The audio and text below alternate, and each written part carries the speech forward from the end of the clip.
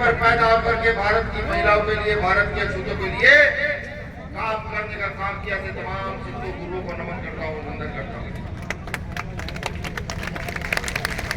साथियों, मैं अपने पुरखे जिन्होंने राज स्थापित करके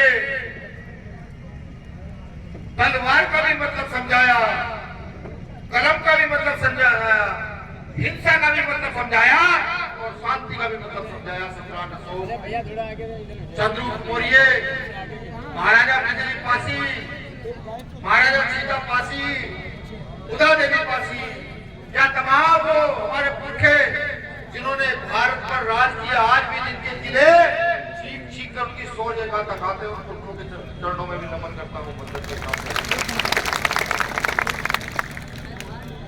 हमारे साथियों 21वीं सदी में जन्मे वो महापुरुष भी जिन्होंने यार यहाँ मेरी माओ बहनों को मुंह खोलकर बैठने का अधिकार दिलाया, हम जैसे लोगों को शिक्षा ग्रहण करने का अधिकार दिया कि हम यहाँ खड़े होकर बोल सके।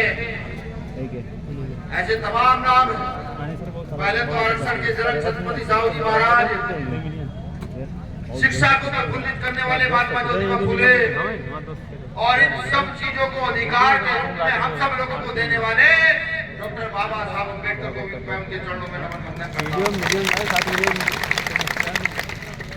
अब साथियों, एक शख्सियत जिन्होंने भारत की राजनीति को उलट पलट करके रख दिया, जिन्होंने ये कहा कि नहीं, ये गरीब का बच्चा भी इस देश की राजनीति में विधायक, मंत्री, मुख्यमंत्री बन सकता है, जिन्होंने ये बताया कि राजनीति सिर्फ पैसे से नहीं चलेगी, राजनीति वंश के आधार पर नहीं चलेगी, राजनीति क्षमता के आधार पर चलेगी, उन महामानव मान्यवर काशीराम साहब को भी नमन वंदन करता हूं।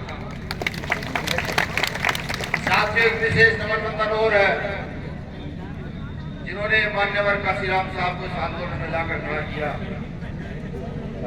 जिन्होंने मान्यवर काशीराम साहब को मजबूर कर दिया ये जानने के लिए कि उनके पुरखे कहाँ कहाँ हैं, कहाँ किसने क्या किया।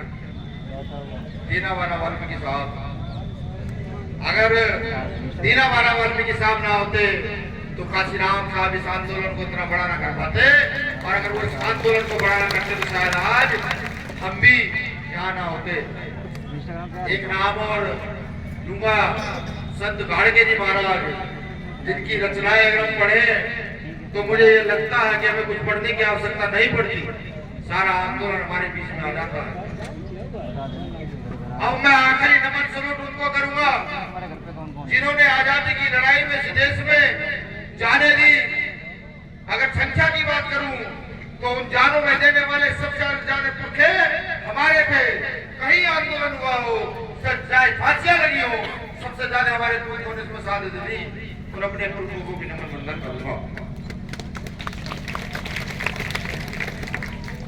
साथियों, यहाँ आया हूं, आप सबका उत्साह देखा, मजबूती देखी, जोश देखा, सड़क पर चलते हुए आपको देखा, ये सब कुछ देखा। एक गांव में जाकर अपने टूटे हुए मकान भी देखे, रास्ते में आते हुए अपने परिवारों की झोपड़ियां भी देखी, और रास्ते में आते हुए अपने लोगों की चेहरे देखे। सब चीजें देखकर यहाँ तक पहुंचा, यहाँ आया तो एहसास हुआ कि मेरे परिवार के लोग एक समय का खाना तो कम खा सकते हैं, लेकिन सम्मान से समझौता शायद करते नहीं। ये गौरव की बात है, किसी देश का किसान का मेरा वर्ग समझौता नहीं करना चाहता, वो अपने हक अधिकारों के लिए लगातार लड़ते रहना चाहता है। लेकिन सवाल ये